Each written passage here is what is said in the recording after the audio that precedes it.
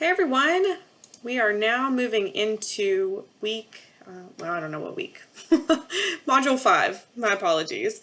First, I'd like to say sorry, I typically really do a good job at providing not as much content for you guys to do the week that you're doing the immersion week. And I saw you on immersion week, so I knew that it was happening and occurring. I just didn't plan accordingly. So I've taken a little bit back from this module in hopes that it'll give you a bit of a breather as you process everything that and all the skills you developed during your immersion week, which I hope was beneficial for you guys. So this week, I know there's 2 chapters, might seem a little heavy as well, but this is really the foundation for the discussions we're going to be having over the next couple of weeks about research designs, okay? And so, you know, there's qualitative and quantitative research, and there's different ways that we design research studies to be conducted. Overall, we're either looking at kind of experimental research versus research methods versus quasi-experimental or not research methods, right? More of like a program evaluation, which has research components, but may not be exactly the same.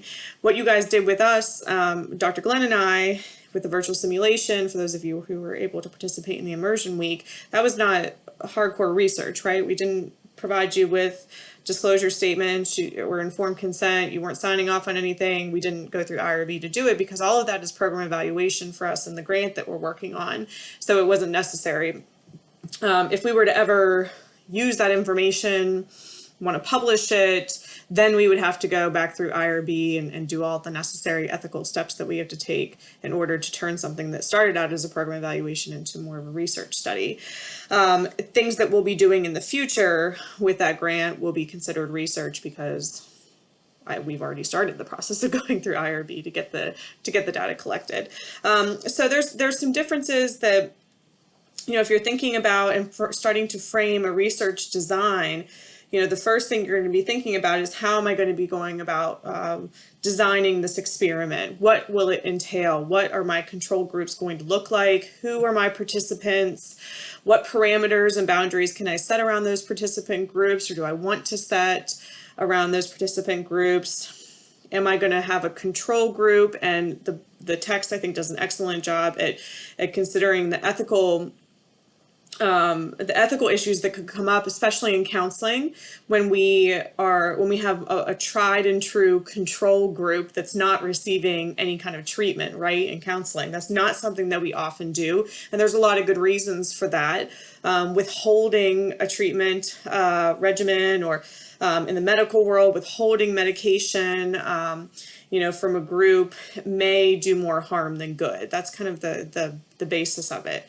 And so based on our research ethics, which we'll learn about soon, you know, sometimes we have to balance those things out. Sometimes we know that there's potential harm that could be done to participants in a research study, and we're allowing our research participants to know about that potential harm so before they give permission to participate in a study. But sometimes there is a risk that is associated with participating in a research study, and it just is part of it. What our job is as researchers is to try to control for that as much as we can, and to maintain our ethical standards as we're going through a research process. So when we have things like clinical trials and we're implementing new interventions with a group that are counseling focused, if we have 2 groups of participants and one is receiving the treatment and one is receiving the intervention, the other one may be receiving a different type of intervention, and then we're comparing the 2, or, you know, the second group is not receiving the intervention, but is getting some type of support if needed. And another important and key aspect of developing a research design in counseling is when you're, when you're comparing two groups, or multiple groups, more than one group, or if you're not doing like a single subject research study or case study design, then you have to decide if the participants, if your design, if what you are thinking of that your experiment is going to be, the experiment that will answer the research question that you've developed, are those participants appropriate? Can they, should they be involved in a research study in the first place, right? In counseling, you know, we have individuals that are more severely and kind of in the moment being impacted by a mental health impairment, by substance use disorder. And so those aren't all going to be the populations of individuals that we're subjecting to experimentation, right? We're not trying necessarily new things out on people that are actively suicidal. And so we have to make sure that the participants that we're recruiting into research experiments, into different research studies that we're conducting are really appropriate for that research. So where am I going with this? So those are just a few things to consider when you're kind of brainstorming research ideas. And that's where you are right now, okay? And so I want to emphasize again that, yeah, these two chapters got a little bit heavier on the stats side of things, right? With trying to explain how results are processed after you've designed a quasi-experimental research study, right? So there's different ways that we evaluate the results of a study based on how we do it. There's different things that we need to consider when we're writing up the results, when we're writing up the discussion implication sections of research papers, if there have been threats to internal validity or external validity within the study, if there are limitations that have to be addressed within the research papers that we're writing. That's kind of the more statistics type heavy stuff, right? Errors of variance and things of that nature.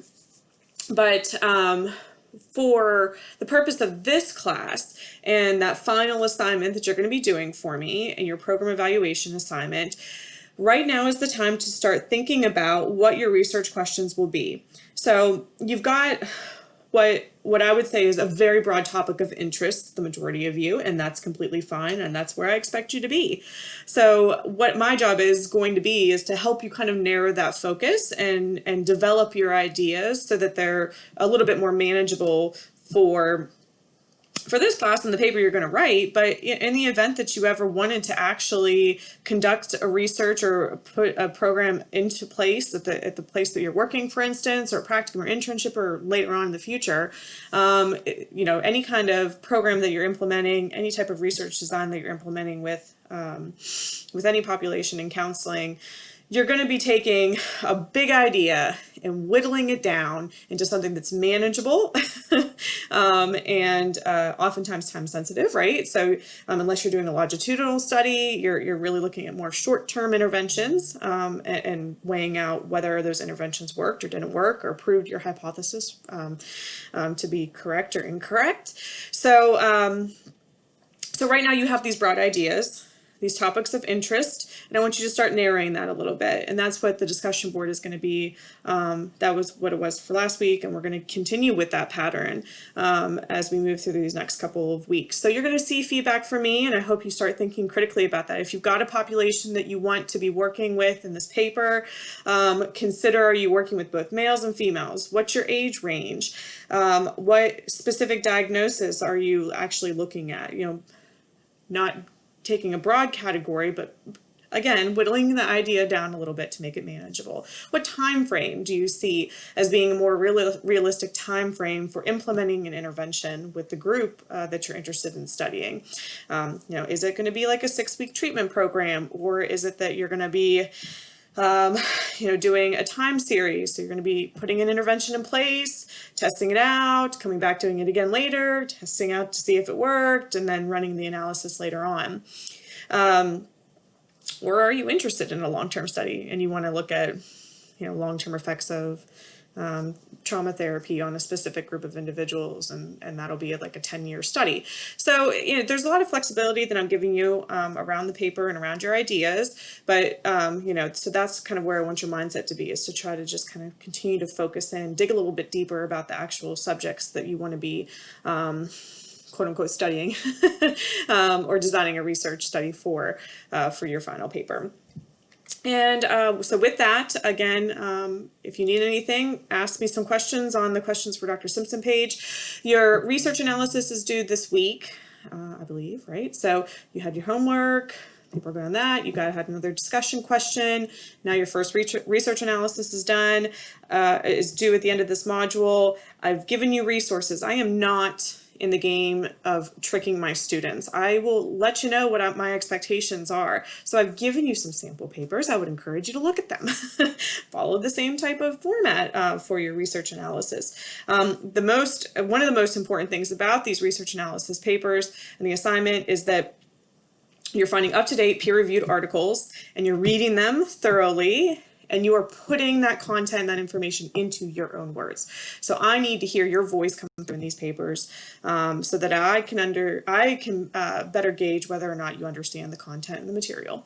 So with that being said, if you have questions, let me know, and I will touch base and circle back with you guys next week.